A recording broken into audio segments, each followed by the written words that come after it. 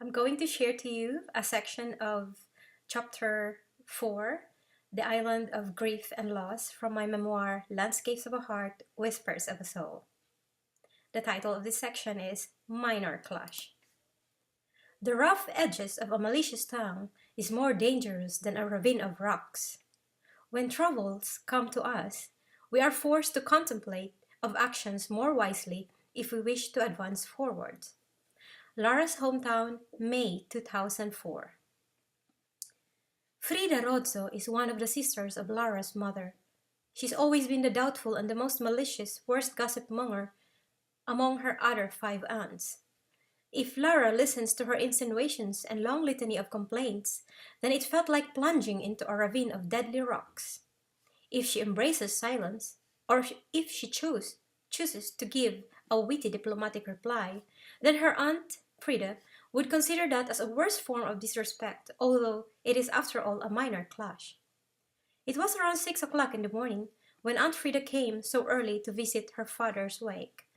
It was the time she didn't sleep the whole night to stay really awake and prayed for her papa's soul while her 7-year-old Genevieve was lying down on her lap fast asleep. Lara, I heard that my daughter booked the plane for you.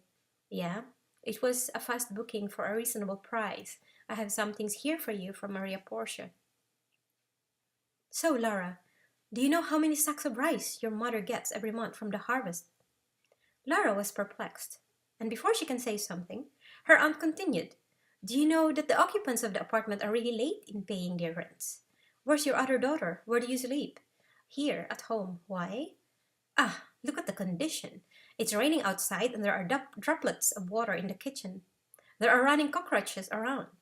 Your brothers are not cleaning well the house, and you let your Swiss girl sleep in this messy house? Why didn't you sleep at my house? I have improved mine. It's top class now.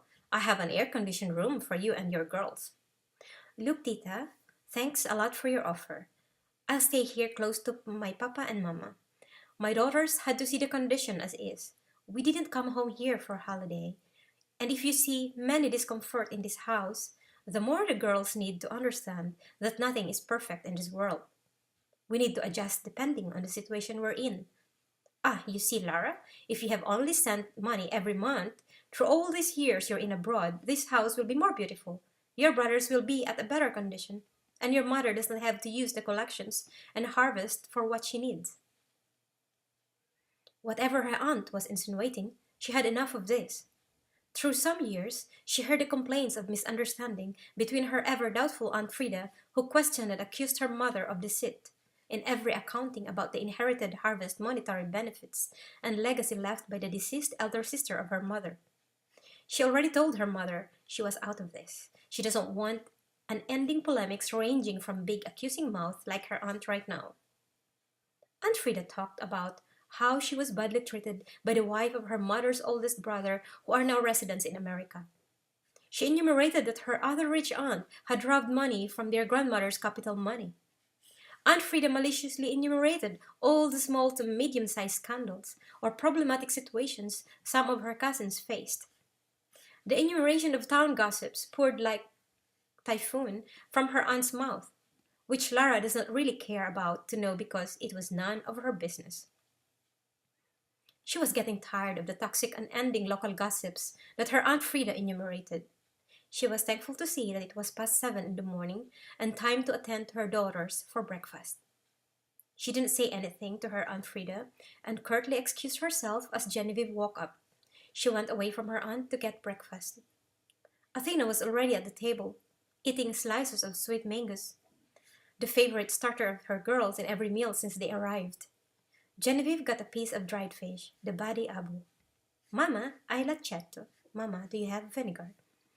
Lara went to the kitchen to get the vinegar, and she overheard her aunt, who sat right across her girls on the round table. So, these imported Swiss girls eat dried fish? Lara, that's the dish of the poor. Of course, and for your information, they know how to use their hands while eating, and dip the badi abu in vinegar. Ah, Lara, how come you answer me this way? Tita Frida, not because many see my girls as imported Eurasian looks, it doesn't mean they don't know the simplicity of life. And the simple, delicious food I also like. since I grew up. You know what? Despite of many years being in abroad, I never forgot how to live simply. She hopes that registered on her aunt. And yes, as a divorcee, they eat dish for the poor. Her aunt considers her poor and so be it.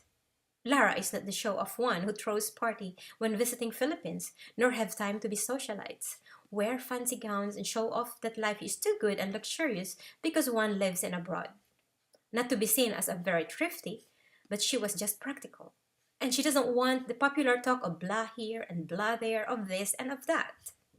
She had enough of gossip mongers, worst if they come directly from the same bloodlines. She did not enumerate the numerous misunderstandings and gossips spread out in false and malicious countenance by this particular aunt through all these years, and she is not going to start dealing with her now, nor mentioning all that she had counted her aunt's ups of offenses, best left in the past. She hoped her emphasis on simplicity was enough to register in the crowded, malicious mind of her Aunt Frida.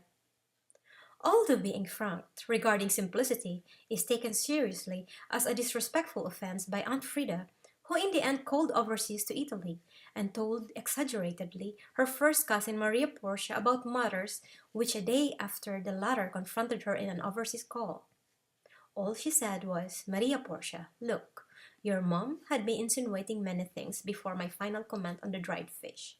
So what I did was simply cut her off by telling her frankly that I'm still the simple me, as well as my girls, despite the imported prejudice she had in mind. I and my girls can eat rice and dried fish with bare hands just like any other native." That she hoped was clear, and that she and her girls are not maarte, picky, nor some old fart of Nini Hammer. Once more, she needs to grow a thicker skin every time she is bombarded by misunderstanding and prejudice, be it from relatives or acquaintances, protect oneself from unwanted annoyances, springing up from narrow-minded, prejudiced, and intruding individuals. "Lara, I heard that you were disrespectful to Mama." Maria's mild scolding accusation tone was loud and clear from Milan to their hometown. Lara explained to Maria Portia that her mother, Aunt Frida, lied and exaggerated matters to whatever had been told to Maria Portia, who blindly believed and can easily be brainwashed by Aunt Frida's dramatic tones. An expert liar, polemic woman, how much more, after all, Frida's own daughter, who prides herself to be perfectly and morally upright, but Maria Portia is as hypocrite as her aunt. Maria Porcia's shadowed malicious lies and false understanding on many matters were indeed the root cause of many malicious gossips of the family. Deep inside Lara's wise realizations, she will avoid relatives like Aunt Frida, Maria Portia, and all worse gossip mongers just like. Feel free to visit angelicahopes.com and odysseyofaheart.com for more of my writing and articles. Thank you. Have a nice day.